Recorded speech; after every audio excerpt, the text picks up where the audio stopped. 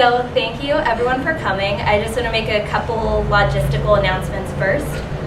So we normally start at 6:30 and we're going to end at 8:30 from now on.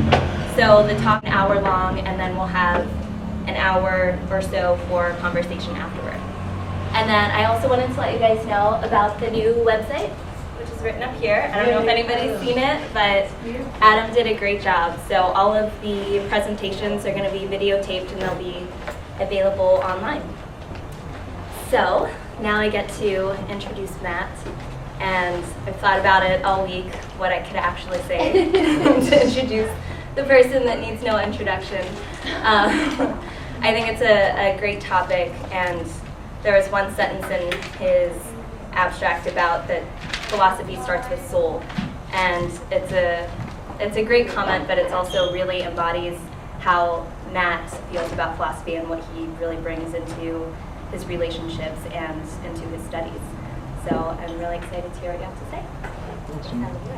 Thanks, Matt.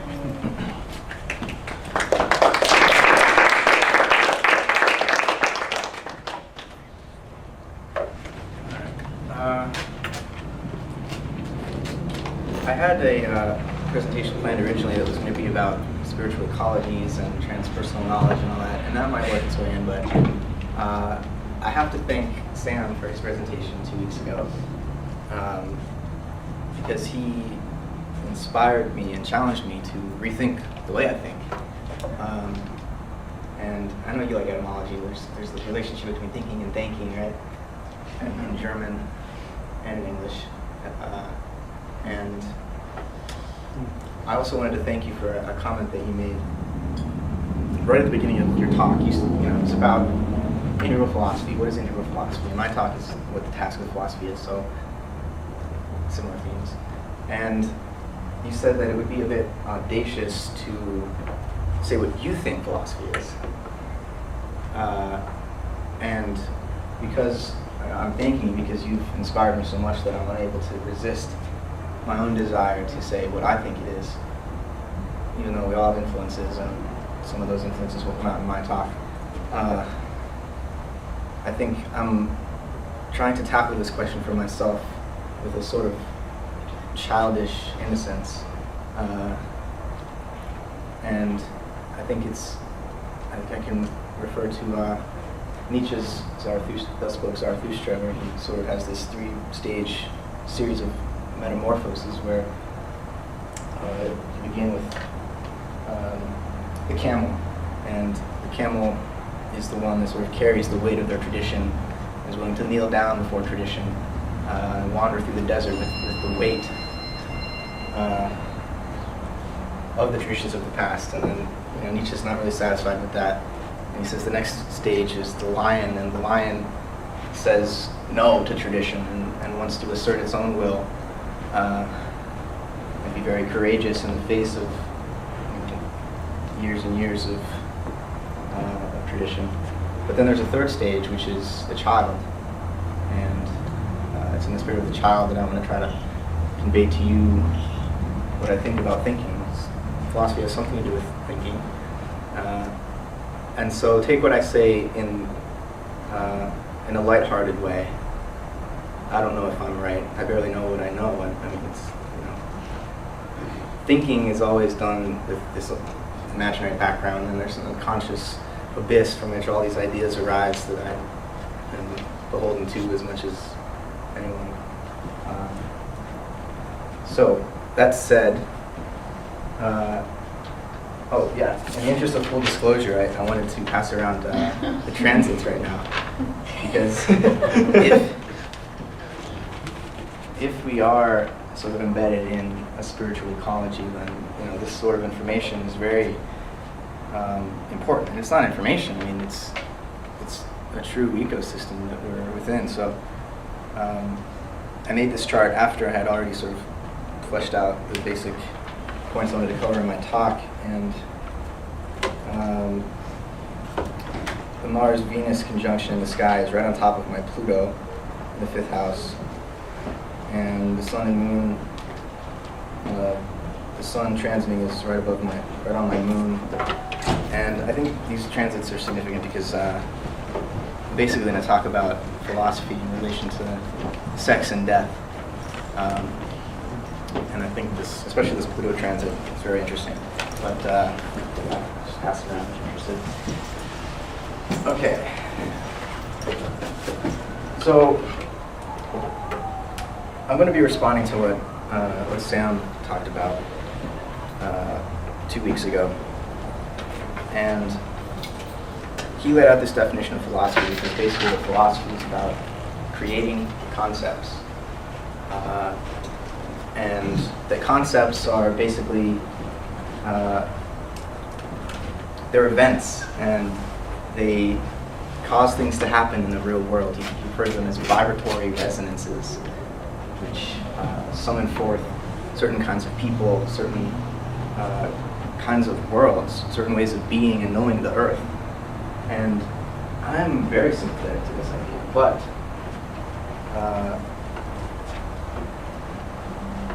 Sam was careful to distinguish this creation of concepts from speech and from communication and from language, you could say. And that was a challenging statement for me, and it really got me thinking, because part of my work the next couple of years, and first coming up with a dissertation topic and then actually writing it, is to try to narrow this gap, if there ever was one, between poetry and philosophy. And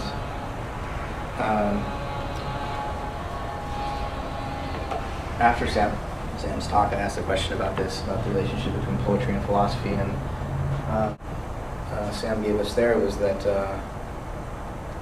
poetry is more about making concepts aesthetically pleasing and sort of packaging them in a way that is more palatable to the audience which is listening. And, you know, that makes me, I'm not sure if I'm satisfied with that way of thinking, because I think there's a closer connection between language and thought. And I'm not really convinced that we know or could think without a language. And to say that is to sort of, it's another form of remembering how we're always embedded in the world, and that the philosopher's mind is not outside, but I have to learn a language from the society and the culture that I'm born into. And it's only after I've acquired this language that I'm able to think for myself, quote unquote. So that I'm gifted language from my community, and my community then urges me to think for myself as a result of this language which has become a part of me. And I think what we see in 20th century philosophy is this real focus on, in analytic philosophy especially, this focus on linguistic analysis. And philosophy becomes sort of just an exercise in grammar and trying to figure out what can be said, what has meaning, and what doesn't have meaning. And underlying all this is the assumption that language is some kind of an object, some kind of a tool that a thinker or a mind uses to get their ideas from the inside to the outside, to share them, to communicate them. And I think language is much more like an ocean that we swim in, and it's like I said, it sort of constitutes our very experience of ourselves. I think because I speak. And we could play with Descartes' cogito by saying, instead of I think therefore I am, I speak therefore I am. And in that sense, my identity is a gift from the ears which hear me. And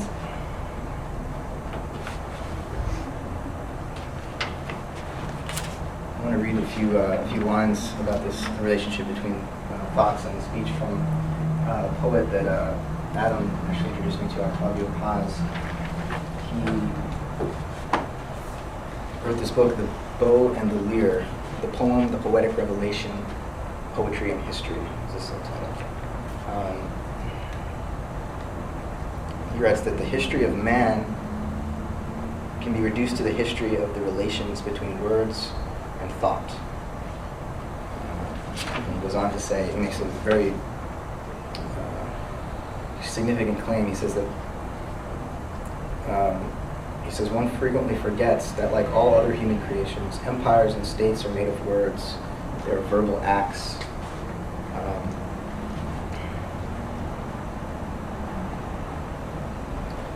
He writes, "The word is man himself.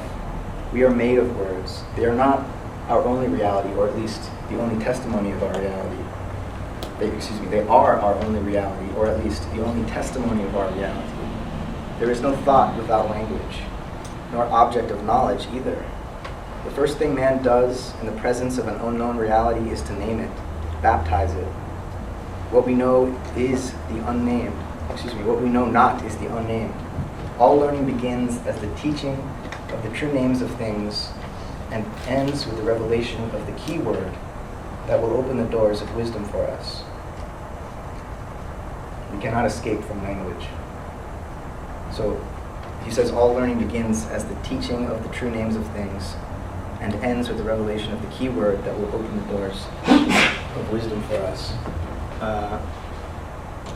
And that key word that I think he's referring to, that opens the door, would be the word, right?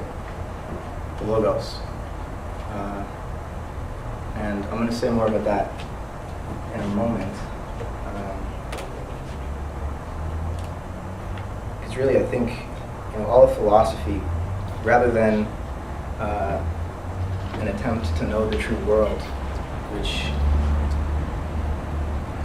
philosophy can be construed that way, but I'm rereading it, reinterpreting it, so that, as I wrote in my abstract, philosophy is something which it begins with the life of the soul and it ends with the death of the body. And in between this, I say we begin with the life of the soul, and that we just sort of wake up as conscious beings, not really knowing where we came from or why we're here. And then we begin thinking, already having been, living souls embedded in this mysterious world. So we begin kind of in the middle when we start philosophizing, and though we aren't quite sure where we began, or even if we began, we're not even sure when that was exactly. When did you become conscious? When did you think and know that you were thinking? You had to just find yourself there, right?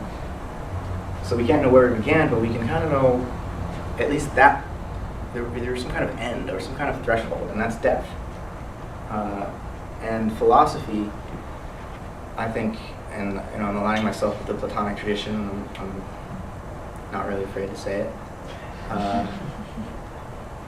Socrates says in the Phaedo that philosophy is learning to die. And that might sound morbid, but I don't think we need to interpret it that way. Because really, what the philosopher is trying to do in seeking after wisdom and loving wisdom is to, as Plato would put it, to remember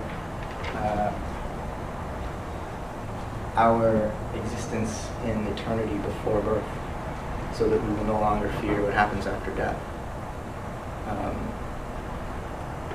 Plato called this anamnesis, where really all of our learning is in something, we don't learn about things from the outside in, but rather the soul learns by remembering what was already inside it. And I think concepts, rather than them being free creations, they're eternal ideas, right? So they're already there, they're in our soul, they're buried, and we remember them and forget them, hopefully at opportune moments. And we have to forget just as much as we have to remember in order to think. So I'm disagreeing with Sam on this issue, I think. This is why we have to have a conversation. Concepts aren't created, concepts are eternal. What the philosopher does is use language as a sort of mnemonic, you could say, to help us remember, to help us evoke and elicit these concepts which are already lying dormant within ourselves. And when that's done, through acts of speech, through poetic performance, then the world is changed by the philosopher's ideas.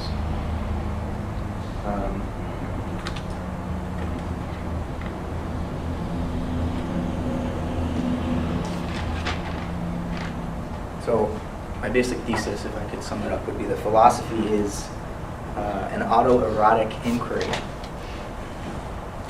into the nature and purpose of our mortality. So I say autoerotic because we're looking into our own souls in a loving way, in hopes that through this love some sort of a procreation happens and we give birth to ourselves, really, but not our ego personalities that are anxious and neurotic and worried about what other people think, and not that self. That self's already there. That's the self. That's the mortal self. That ego is what will die with the body, right? A philosopher is in search of, or is both trying to, in searching, discover, and also to create a higher self, which I'm prepared to say doesn't die. He was never really born either. So to say that philosophy is preparing to die, it sounds mortal or morbid, but really I think if you look at it as life as an opportunity to give birth in yourself to this, what we could call it the spirit. This life is an opportunity to give birth to that spirit so that you become, or recognize what it means to be immortal. I think we're all already more immortal in at the core of our being, but the philosopher wants to realize this while they're still alive. And I think philosophy can't get you all the way there. Philosophy will get you to the threshold where you recognize the unthinkable. What happens after death is unthinkable. And philosophy is thinking. And so what are we supposed to do when we get to this threshold? We've been seeking after wisdom, loving wisdom, and then we arrive and find that we're wise, and that this wisdom is a function of no longer being afraid of death, I think. But then what? I think it's Emmanuel Levinas who says that instead of the love of wisdom, philosophy is the wisdom of love. And I think that's the switch that happens when you reach this threshold, where you're unable to think death. It's unthinkable. It's unknowable. And so instead of seeking after wisdom or knowledge about death, you discover that the truth is love.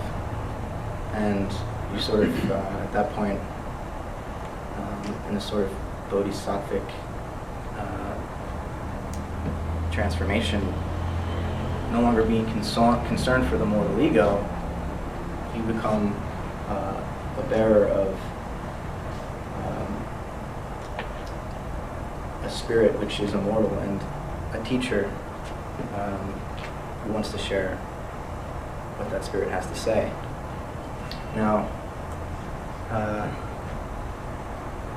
I was rereading this book, Zarathustra, earlier today, actually, and Nietzsche has got a lot of interesting things to say, doesn't he?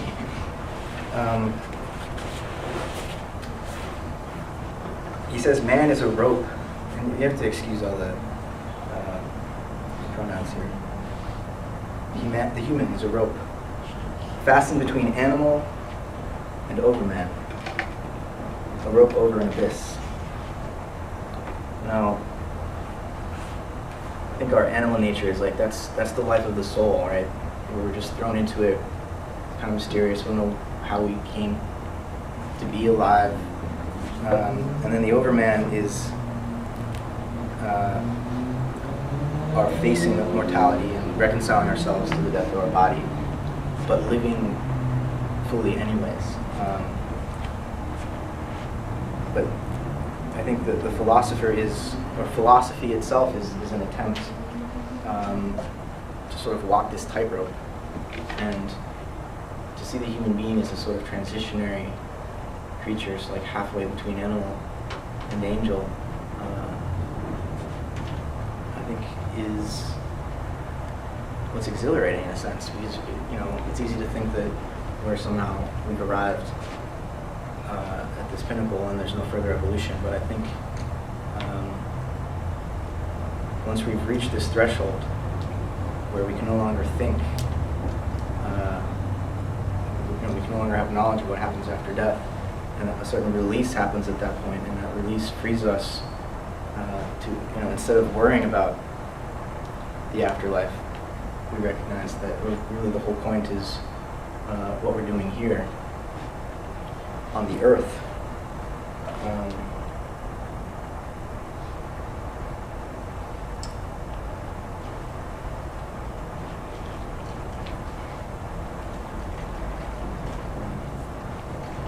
Trying to see if there's anything else Nietzsche has that might be relevant here.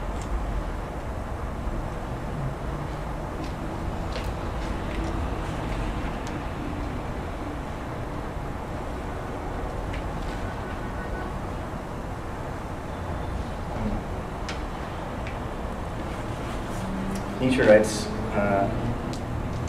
the man of knowledge must be able not only to love his enemies, but also to hate his friends. And Zarathustra says this when the hermits that have gathered around him they're beginning to worship him. And his whole message was, you've got to recognize your own truth and stop following others. And so, he's kind of turning Jesus' teaching on its head there. Instead of love thy neighbor, love thy friend, love your enemies, hate your neighbor, hate your friends.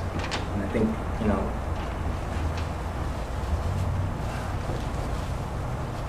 I felt like when I called philosophy autoerotic, that it's basically concerned with self, that might come off as seeming uncaring for the welfare of others. But I think until one can love themselves and not be sort of living out of that frightened, animal ego, not to put animals down, but we're an animal with an ego, and the ego is that consciousness of death, and the ego is frightened of that death, and it becomes anxious and neurotic because of that. To what extent animals are aware that they will die, maybe some are, but the human is definitely fully aware that they will die, and it drives us crazy. So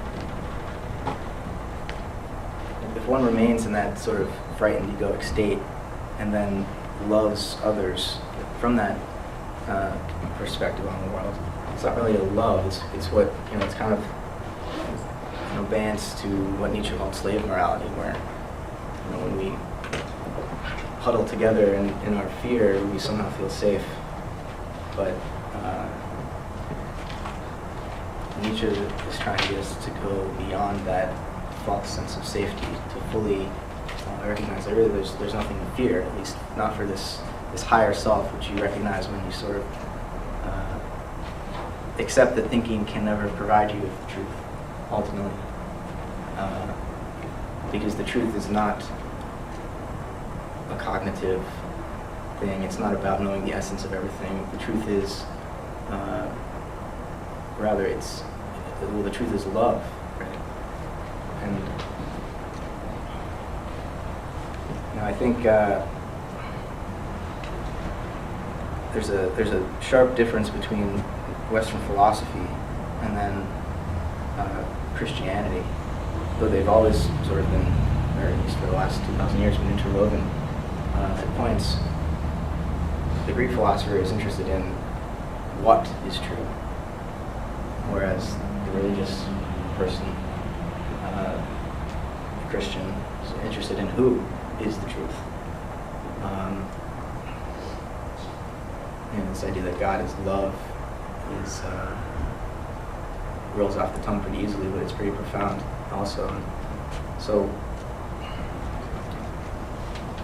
whatever integral philosophy might turn out to be, it's kind of hard to say at this point because we're right in the midst of it. But I think a lot of it has to do with this switch from looking for what the truth is to who the truth is, and towards, instead of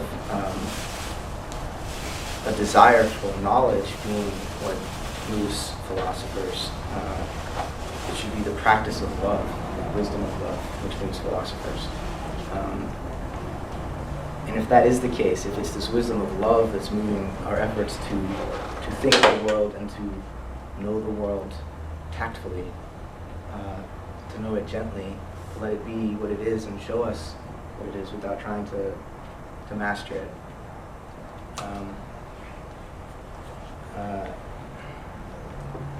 If we move in that direction, then a disagreement about what is true becomes more a miscommunication than an actual instance where one person has the truth and the other person is just wrong.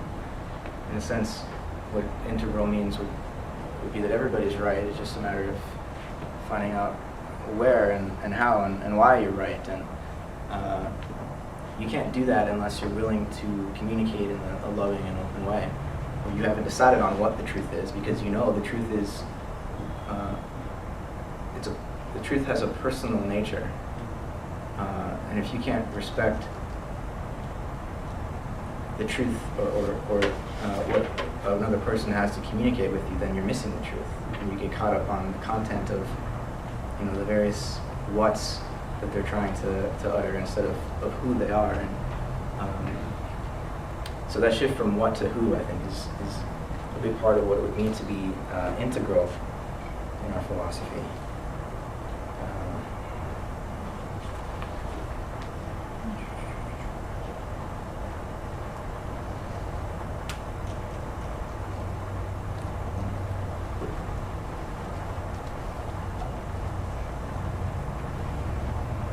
So I said I was going to talk about logos, and that logos is the key that opens the door to whatever is on the other side of this threshold of death. And I'm going to read a little bit, a couple lines from Christopher Bamford from his book An Endless Trace, where he says that Logos is the sheer, omnipresent, transparent communicability that traverses all things. It is the understanding that it is a speaking world, a world of images, beings, and ideas, not things. So,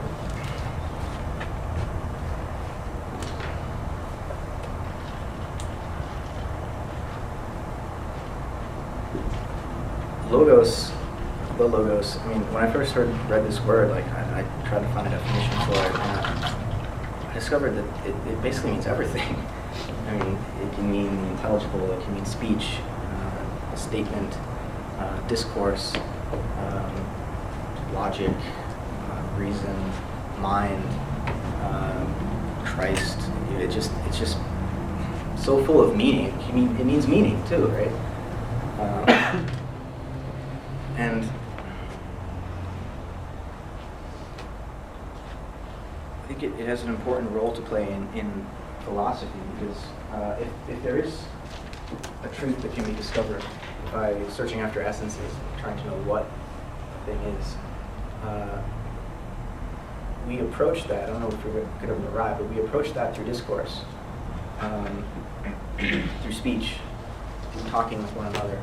And in this sense, logos would be that truth which sort of hovers between our struggles to communicate with one another and be understood and be heard. Sort of this omega which we try to reach and end up only perhaps creating some sort of an asymptote where we just infinitely move towards it without ever arriving, because the conversation always continues, right? You could say philosophy is dead and all that, but I don't think it'll ever die. I think it'll always continue. The idea that we would arrive at some final truth, that's dead, perhaps. But the conversation is ongoing, and for me, I enjoy being challenged by the ideas of others, because it's an opportunity to keep that evolution of thought going, right? makes it very difficult to write books because the book doesn't really change. And, I wonder sometimes if the whole publishing industry is kind of over and somehow the internet is going to change the way that ideas percolate through society in a more living and interactive way. I don't know if that's necessarily a good thing. There's something wonderful about a book, the stability and the crystallization of thought that a book allows, that with all these hyperlinks and the ability to edit and all this that the internet provides for. It makes everything a bit more tenuous, but maybe that's what we need at this point.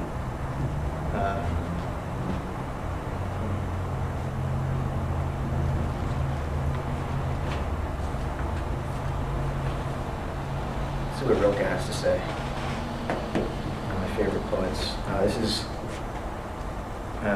Sonnets to Orpheus, where he writes, "Breathe, you invisible poem, steady sheer exchange between the cosmos and our being, counterpoise in which I rhythmically become."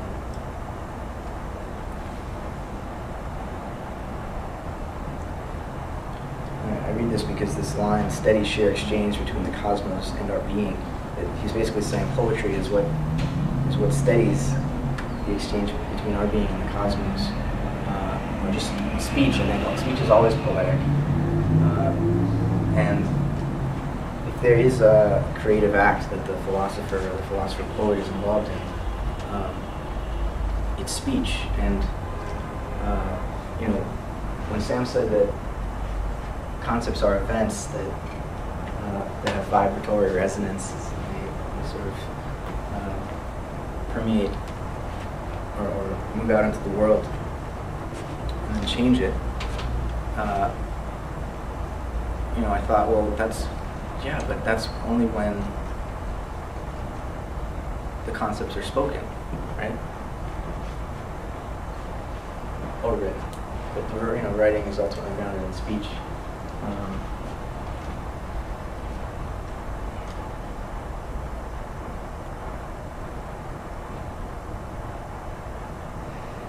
I was reading this book that Brett gave me the other day about initiation. Elizabeth Heisch, is that her name? And I just read one chapter where she was learning from this master about how to remain silent. And the task of the master given her was to learn how to be comfortable with silence. And she had failed to become so because she realized that being silent is the same thing as not talking. And that talking is the same thing as not being silent. And so, to be silent is to suppress the desire to talk. Right? And it's not easy to do. I'm up here, and when the silence happens, it's hard to be comfortable with it, right?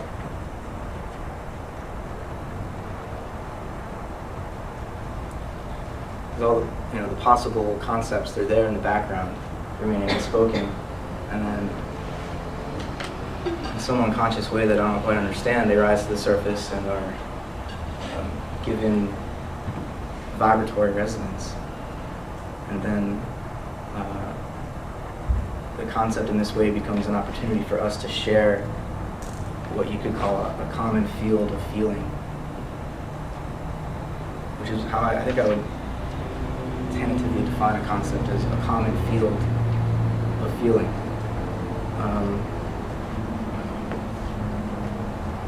But they can only become common fields of feeling when they're spoken. And this field is sort of constituted by that vibratory resonance, which we can all then share.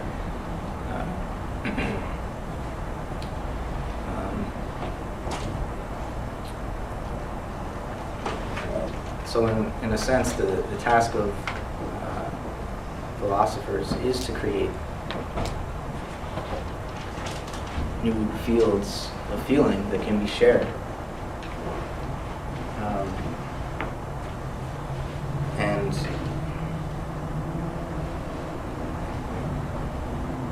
there's always been a sort of antagonistic relationship between philosophers and poets. Plato said in the Republic that poetry was okay, but only if it served the ends of the state. And real creative poetry, he didn't want that in his city-state, because poetry and new forms of music, they change people. They change people's way of thinking and being in the world too quickly. And if you let poets, commune with their muse too much, then your society will just be too unstable. And he's right that that's what happens when poets do, in a sense, they do violence to language. Paz says something significant about this. I can find it.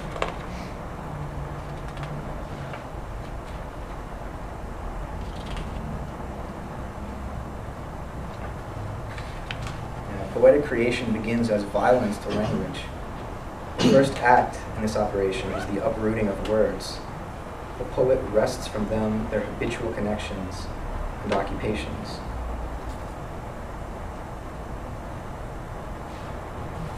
So the poet is a revolutionary in a sense, because as I read before, as Paz said, our ways of governing ourselves and our empires, these are constituted by acts of speech, by certain ways of speaking.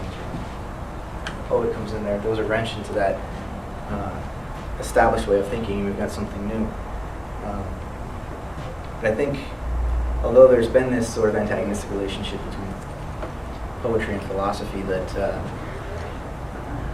it's really a secret love affair, I think, because the philosopher is obviously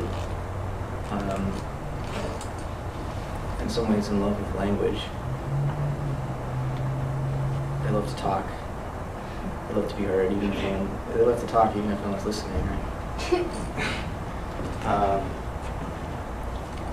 And Plato was no slouch when it came to writing dramatically and evocatively. But I think if there were a difference between the poet and the philosopher, it would be that the poet wrestles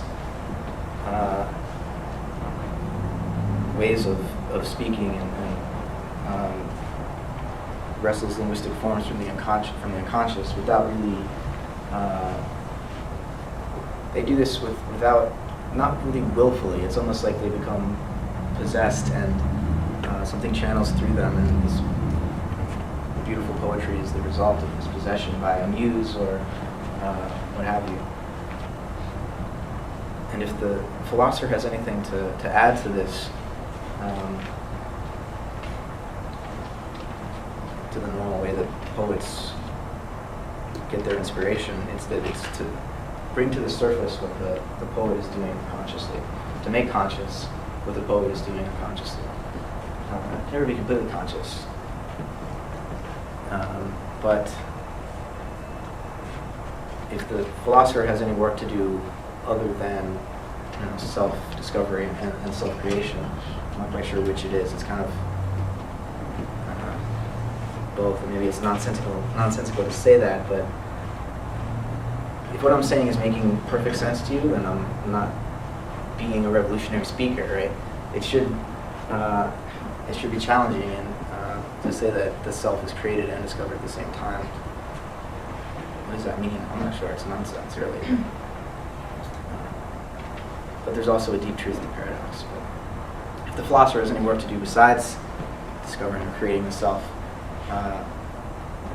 it's to show us or make us more aware of how the ways that we speak about the world aren't just representations of something which already exists, but human beings, because we are immersed in language, because we are words. When we speak about the world, we make it.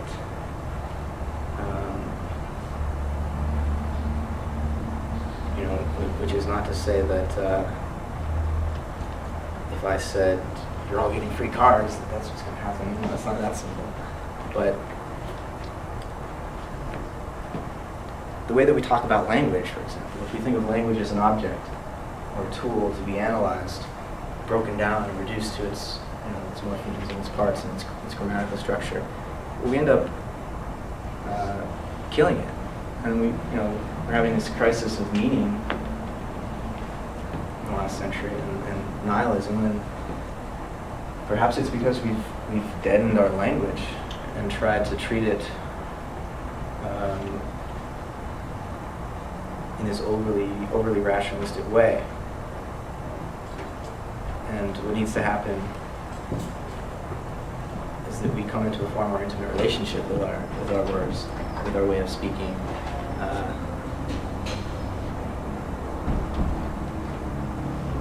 In a sense, to become more conscious of it, but also to realize that I don't know what I'm going to say next, but I have a trust that it will make some sense, right?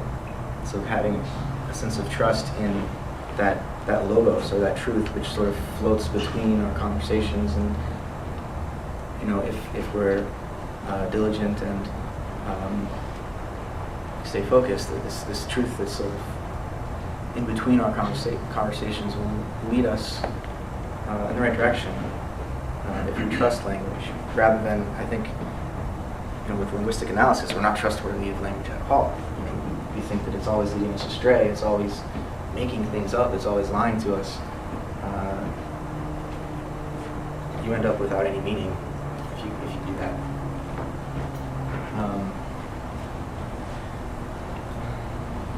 So we have to be, an integral philosophy of language would be very gentle with words and recognize that as I began this talk saying, our words, our ability to speak, and therefore our ability to know ourselves, to know anything, is a gift that we're given from our community. And a lot of really intelligent people have tried to study the origins of language, but we have no idea. You need language to study the origins of language, so how could you say anything about the origin of what you're already doing? It's kind of difficult, not impossible, or at least you need to begin speaking mythically to do that. And I think, am I going to try to answer the question, what is language? It's a tough one. No, I'm going to save that. Maybe you guys can.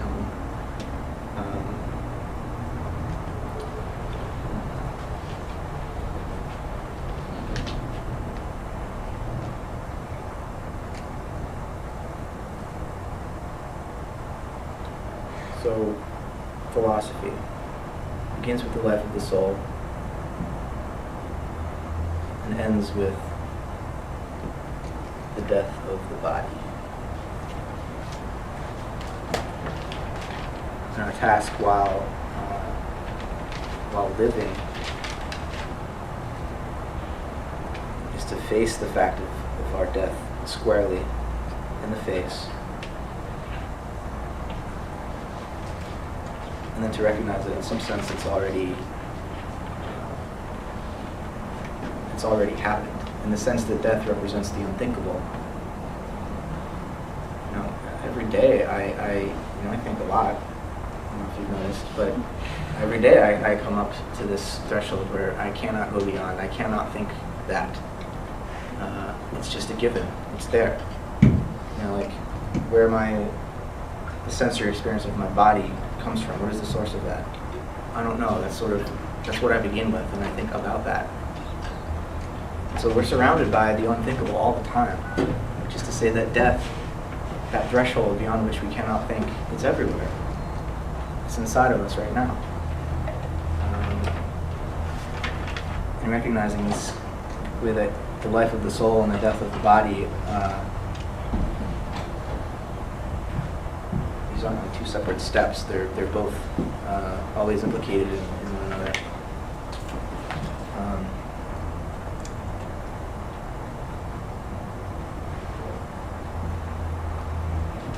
Last week, Aaron began his talk by dedicating it to a student who passed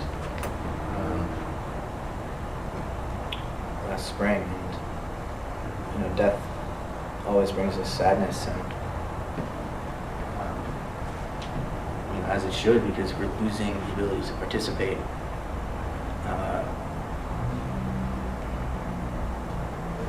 immediately with that person in this life.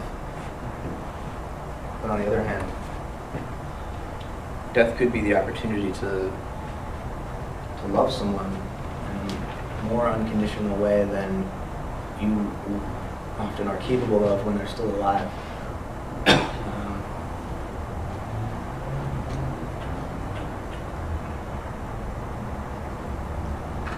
It seems like when people are haunted by the dead, it's because they're sort of, whatever it is, there's guilt, or they didn't fully express their feelings while a person is still alive, or whatever it may be. They're haunted by this person, by the loss of this person. So in some sense, in a real sense, I think that person's soul or ghost is sort of hovering in this interstitial space between the loved ones who have lost this person. This ghost is haunting them because they're unable to integrate their loss, right? And in some sense, I think integrating that loss means recognizing that when someone dies, that spirit, which is immortal, in a sense, has the opportunity to unite with your immortal spirit. And then you by allowing this unison to take place, are giving that person eternal life. You're living with their memory always in mind. In fact, your mind or your spirit becomes that person. And so the dead continue living. Life itself is immortal. Maybe each of us as individuals die, but there's a continual wave of living that goes on this earth while individuals die along the way. So in a different sense than I'm saying about the immortality of the soul, life itself is immortal, and if the living are able to integrate the spirits of the dead, then those spirits live on even more fully than in whatever the afterlife might be like. So maybe with that thought, I'll end what I have to say and open up the floor to some dialogue. Sound good? All right, thank you.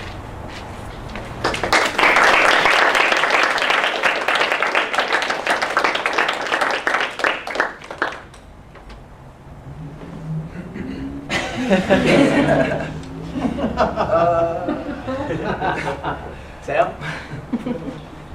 Thank you. That was really good. I mean, I completely agree with everything you said. But I might also completely disagree. Even better. So you brought up a lot. I'll just have like a quick rebuttal, and then you can ignore me for the rest of the evening. So some things sort of marginal to what you're saying, but also some things about kind of the central point that you're saying. Like the autoerotic thing, I just don't know how appealing that is. I can tell people that philosophy is basically masturbation. The autoerotic is just a fancy word for masturbation, which is like, I think what people are afraid philosophy is. Like, isn't that just mental masturbation? Like, yeah, but it's like masturbating with your whole being. Well, that's still not necessarily what I want out of my philosophical practice. So, I mean, like, maybe something like polymorphous perversity. To use Freud's term for, like, touch you anywhere and you can get off. That's a little more interesting. So, just in general, autoerotic just didn't sound as sexy as I know philosophy is. Especially like your Foucaults and your Deleuze-Guattari's and people who are really into like S&M and homoerotic practices. It gets much more interesting than just autoerotic. But that's a small point. The point about the concepts being created versus being eternal, I think we basically are in agreement about that. Because you did make the point, like there's some kind of paradoxical interplay between invention and discovery. And that to some extent they are invented, but what's invented has some existence or maybe some reality before it's invented. Like it might not be actual, but it's still real. So there's a sort of reality of the virtual in the concept. So I like that. As long as there's that interplay between invention and discovery, but I think we're on the same page. And that's obviously a big thing. Are concepts eternal? It's like, well, for Plato, obviously, that seems simple. But then for like Bergson and Whitehead and the whole process thing, or then for like post-structuralists, postmodernists, there's a lot of critique of anything eternal because there's always time. There's always some temporal element in the eternal, especially because eternal is just a negative word for something temporal. So that's a tough area, but I think overall we're hitting the same sort of paradoxical element, or it's somehow both. And then you were also using the phrase unthinkable a lot, and sometimes you said like death is unthinkable and unknown. And I think maybe we could like borrow a Kantian distinction between thinking and knowing. Like you can think it as a limit beyond which you can't go, and so you can't necessarily know it, but you might be able to think it. Yeah, that's important. So otherwise, unthinkable and unknown just become synonyms. But then more to this focus of what you're saying about like the relationship between poetry and philosophy, or the relationship between concepts and speech as well. That Rilke thing about how poetry studies the relationship between humans and the cosmos, that's a good example of exactly why philosophy is not poetry.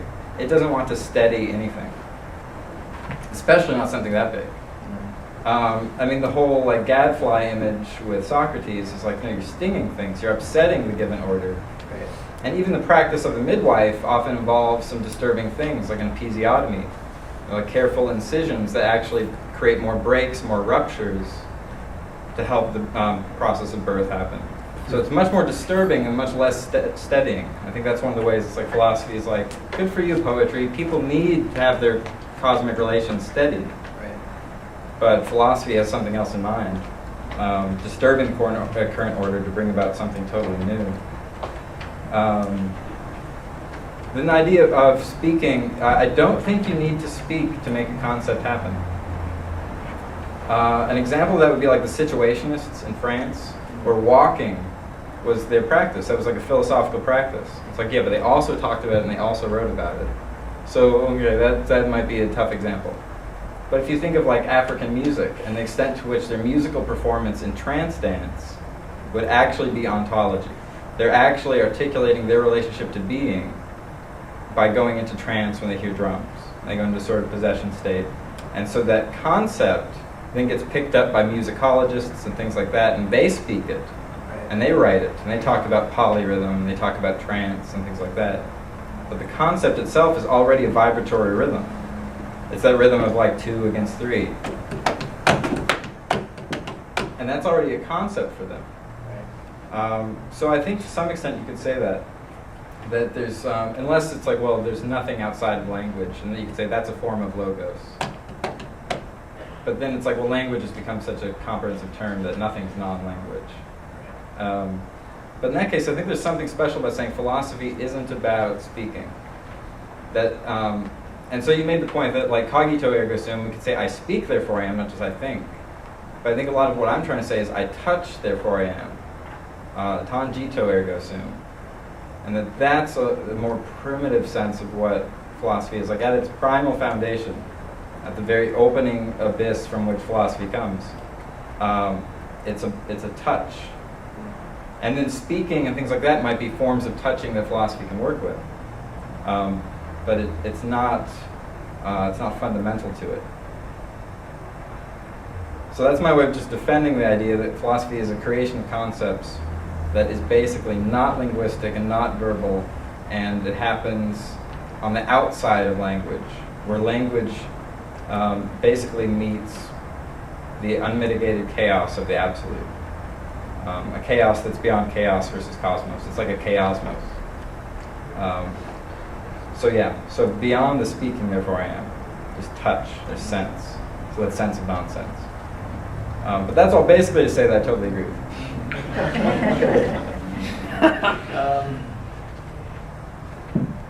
think when I said that maybe giving undue importance to language, I read that quote by Bamford where for him when I say language, I really mean logos, right? So just the sheer communicability of everything. So, African dance, it communicates something. It's not speech, but it is, there's a vibratory resonance happening. It's creating a common field of feeling. You picked up on one spoken about it.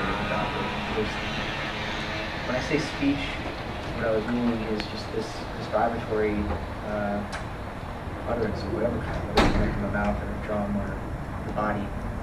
It's communicating something. And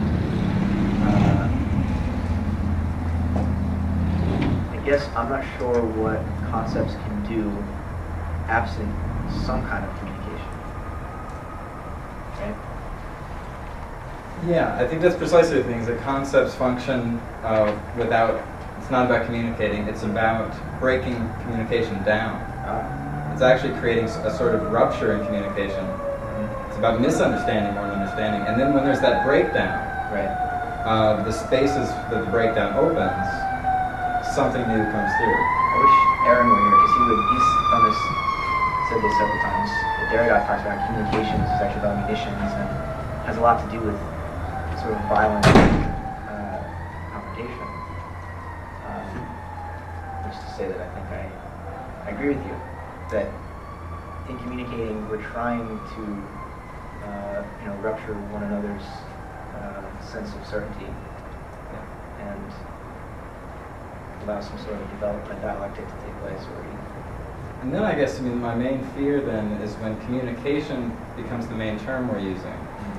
That has such connotations of verbal linguistic stuff that people fail to see the extent to which philosophy is first and foremost a gesture of your body and a gesture of relations to the earth, and not necessarily verbal linguistic. Right. That's the whole problem of saying it's all logos. It's called logocentrism. And people who are criticizing structures of racism, sexism, speciesism, classism, all the oppressive isms that have dominated humanity for thousands of years now, they often say part of our problem is assimilating everybody into logos. And so if we are going to do that, if we are going to be logocentric, we really need to meet that critique somehow. Yeah, but I think it has to do with breaking down the separation between the human and the rest of the earth community. Right? Logos pervades the whole cosmos and isn't just a human contrivance. And so, I definitely hear what you're saying. I think you're right. That's an important criticism that has to be met. In some sense, I feel like that's what you were advocating when you advocated for philosophy to turn maybe away from questions, or just say of knowledge and questions more questions, not of from or what is, right. but who is. Right. And so you get a relationality that's first and foremost Right. touch or communication of the body. Yeah, not just who other people are, but who is the earth, who is moth, who is an alligator, who is a E. coli bacteria. These are all beings that have. There's. If we try to understand what their essence is, we're treating them like objects. But if we interact with them as persons, in some sense, or that they have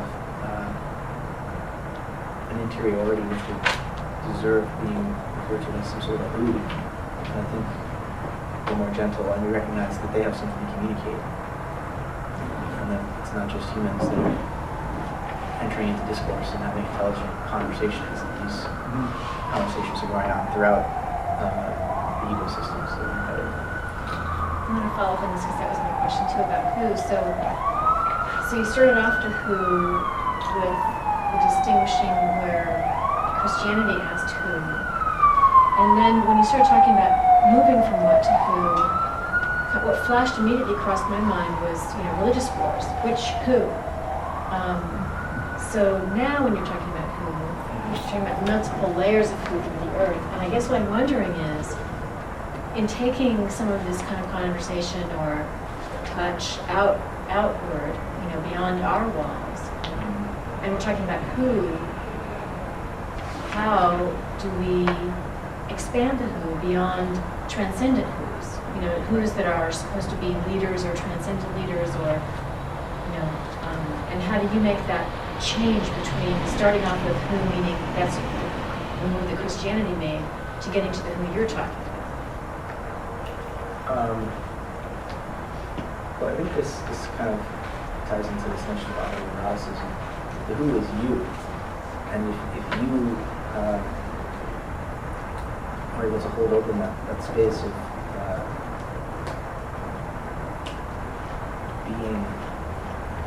being love, then rather than try to tell other people which who they should respect or whatever, it's the reason I was dwelling so much on philosophy of sort of autoerotic enterprises is because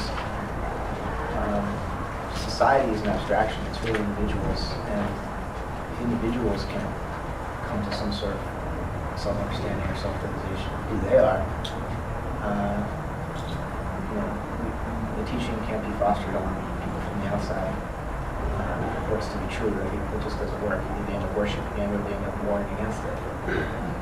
Neither one of those are good things.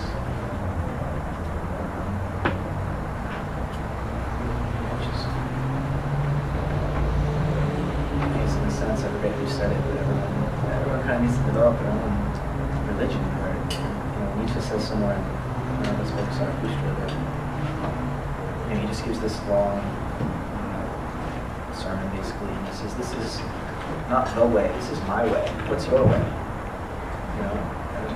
And that if there's a who that is most important is you, and that's true for every individual, right?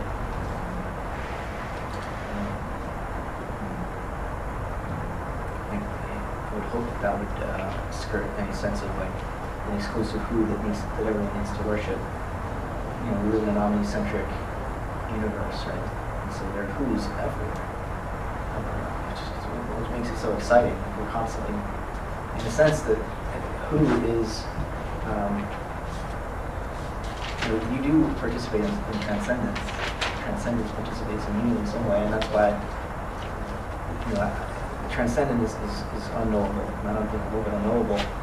And so whenever we are interacting with all these who's, we're constantly surprised by what they do. So it's just this endless, spontaneous chorus of beings singing together, communicating with one another, rather than just interpreting everything as some kind of a what, where it's just objects going into each other. So I emphasize the who just to sort of awaken us to the interiority of things and creativity dwelling within things, so that we're more tactful in our interactions. Because we're dealing with persons, not just humans, but the person in a wider sense of a being who you have some responsibility to, because they are in some way like you, and you share in some sort of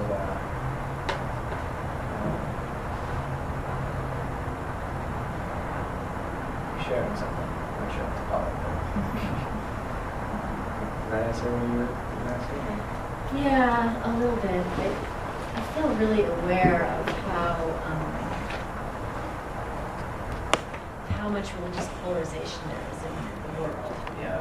And how much of people's sensibilities about who is lodged in, not themselves. That's a really big difference between that, where you look first to a teaching and a being who's maybe long dead as alive in books or in yourself, versus really looking within, that really looking within for the who. I feel like that's a huge gap of ways of living. Yeah.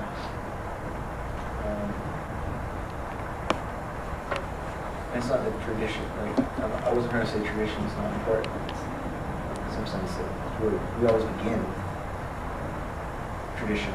Or culture is. We need camels to cross the desert. Yeah, exactly. Yeah. And were you here for the first part of my talk? Where, I came a few minutes late.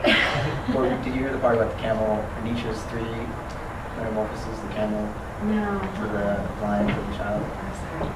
Well, that's what Adam's referencing. It's like the camel, this is sort of like, in some sense, Nietzsche's picture of the evolution of consciousness, and right from the camel who kneels down in the desert and can carry the heavy weight of tradition as it wanders tirelessly, just in pure just respect to the past. Right?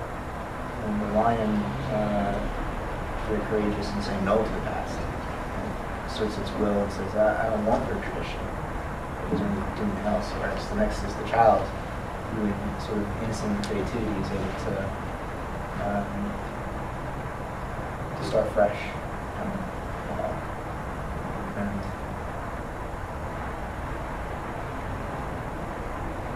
I guess by returning to oneself and discovering the infinite nature of one's own being, it takes a kind of like a childlike heart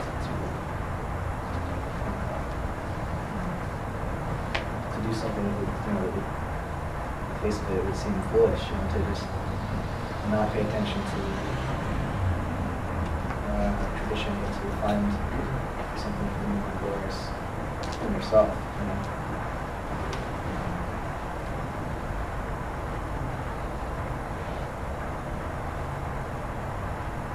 And another reason I was playing with this term autoeroticism is in the sense we're trying to give birth to this child in ourselves.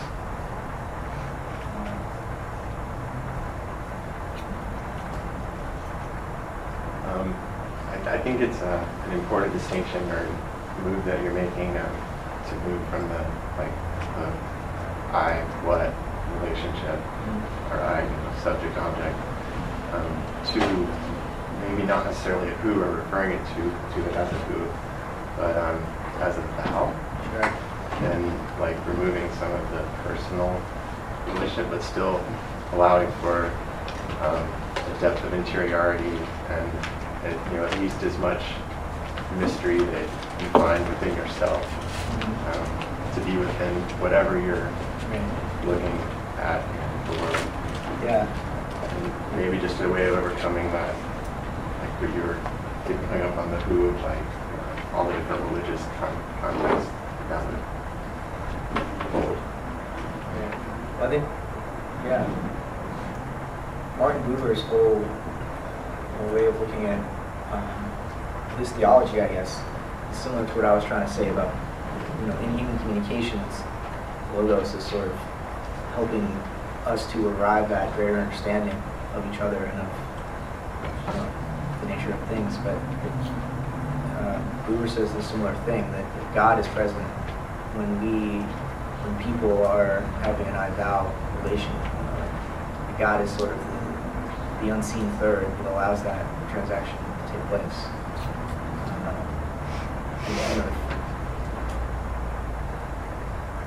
Maybe developing Buber's thought is a good way to get around sort of religious strife, where if you recognize that if you're responding aggressively to something violently, God can't enter into your life, and God is that space which opens when human beings are fully present with one another. You're just chasing God away by entering into religious wars. Hard to take it a step further and just say that the divine is within both the other and oneself, and not necessarily outside of it, but in the interior of both. And then you get the capacity to recognize the other as genuinely. Yeah, for sure. That would kind of go against the Bhagavad Gita. The whole point was to fight a war. Yeah. When Arjuna was saying the argument, you shouldn't fight other people because we all share a soul. And then Krishna said, Yeah, you should. And because, yeah, You're all it's your together, right? duty, the color you was starting, this is my plan, but that's based on a personal God conception. But it's a big point. Well, I think there's a sort of evolution. I mean, this is how I approach this issue. You know, the Bhagavad Gita is a profound book, and there's a lot of truth in it. But I think as we move from Krishna to Buddha to Christ, and those names are just cultural contrivances. Call them whatever you want, but those are the names we have, right? Krishna and his message, you know, it's your dharma to fight, I think was appropriate for that particular point in history.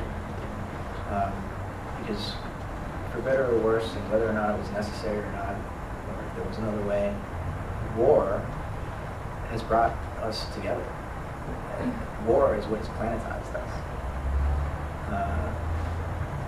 And, you know, with Heraclitus said war is the father of all things. And so it's, you know, as hard as it is to sort of see the,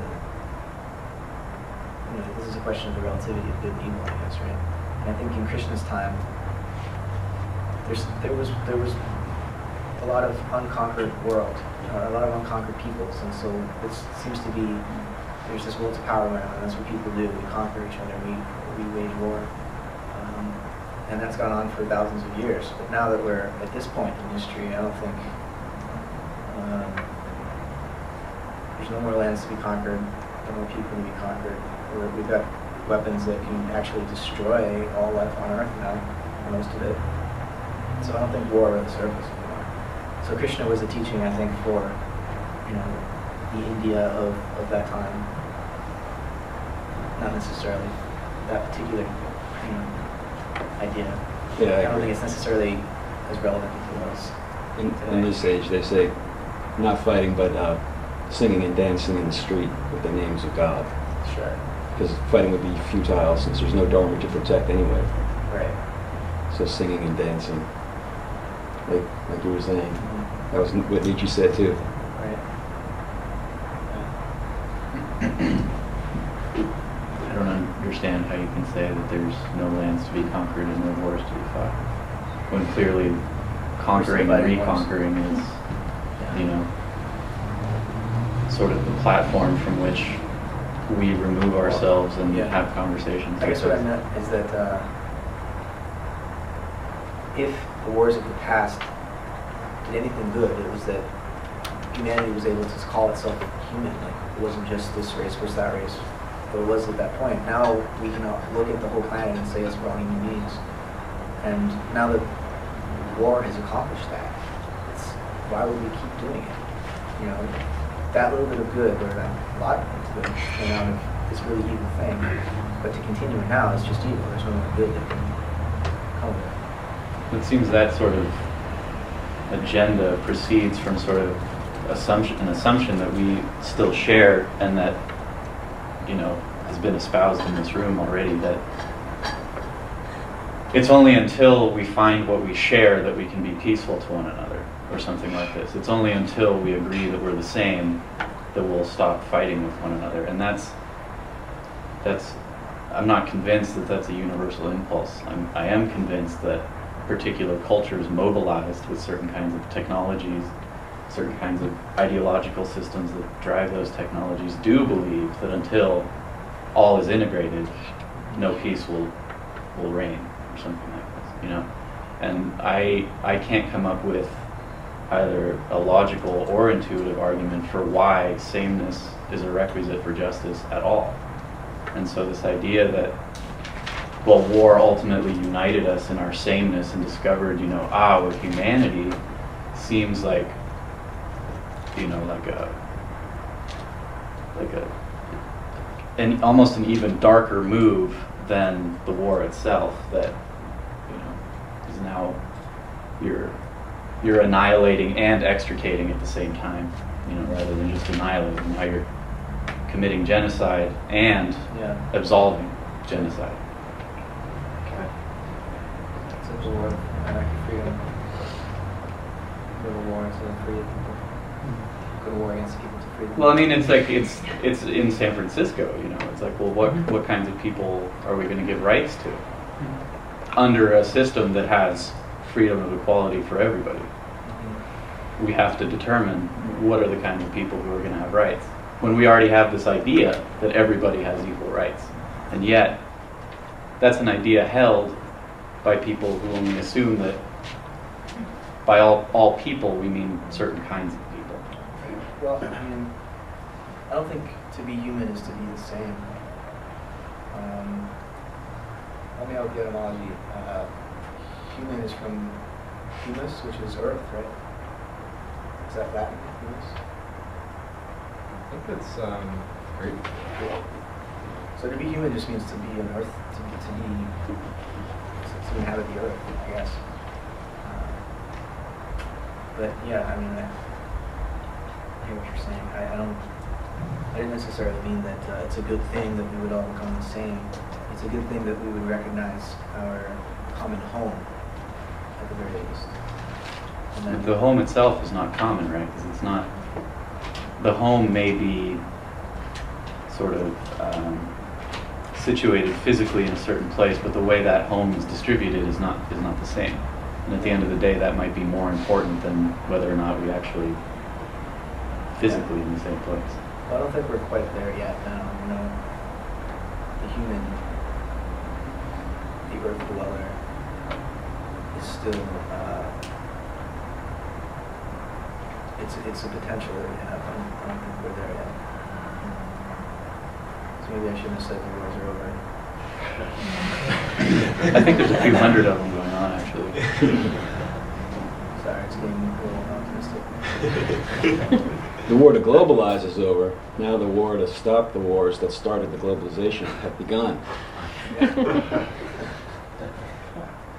just wanted to say, I think that I don't think the wars are what got us to recognize our unity. I think it's more of a byproduct of this illusion of separateness, like this idea that we are ultimately separate subject-object relationship, and that ultimately, like, potentially, I can see somehow in the future where literally everyone recognizes the divine within the other to the point, you know, so much so that they're incapable of destroying, because it would be as if destroying itself. So I just think that war is more like a symptomatic product of this subject-object division that we feel as though we can conquer anything ultimately in the material form. I also think that I don't think we can ignore this, I guess you could say maybe sociological history. You know, at the end of the Second World War, Americans didn't think of the Japanese as the same. You know, Americans thought of the Japanese as the yellow-eyed peril, you know, still. Right. And didn't think of the Germans really as human the same either. You know, thus the plan to never allow them to have weapons again. You know, so I don't know. I would also. I don't see really that it's war that brought people to a place of recognizing the humanity of the other. I still think Americans have a hard time seeing the humanity of Vietnamese because we lost that war, right? So there's a sense of shame still, which then gets projected outward. So, yeah. Well, you know, I was getting ahead of myself. I think we're still in the midst of a military-industrial complex that isn't necessarily over business yet. But I think at least on an economic level, war does bring nations together. If not on, and that gives us the opportunity to recognize the humanity of the others, even if it hasn't yet allowed us to do that. And Or to split. well, Japan's done pretty. I mean, okay, after on that, I don't know. You know, their economy's doing it was doing pretty good, you know, like, I don't think the quality of life, it's a whole different issue. Yeah. But, Shannon. Yeah, I actually liked your point about war bringing people closer together, so there's one vote for that. And speaking of death, I also really appreciated your opening up that for the soul depth that it brings, and it really intimates and personalizes what for me can sometimes feel like an excessively intellectually detached, impersonalized process of philosophizing.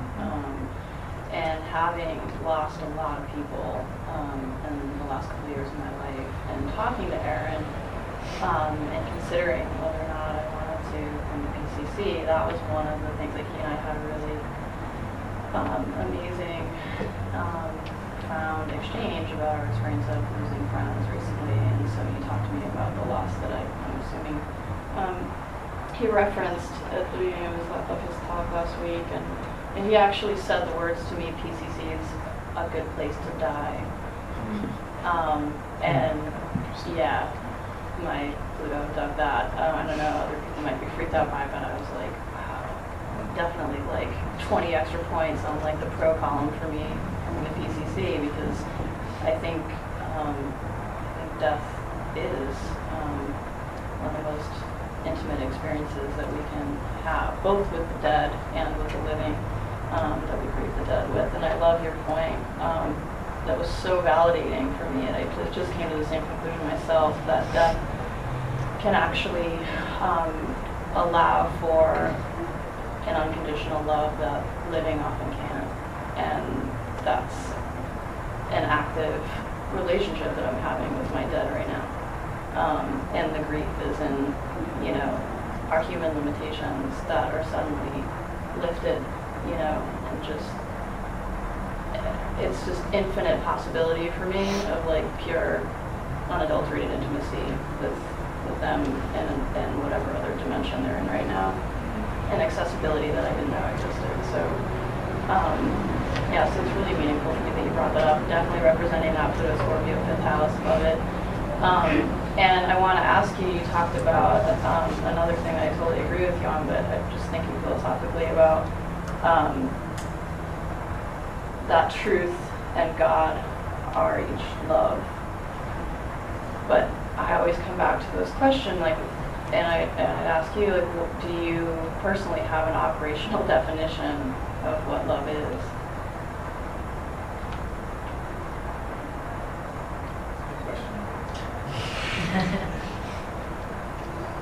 Dun, dun, dun, dun, dun, dun.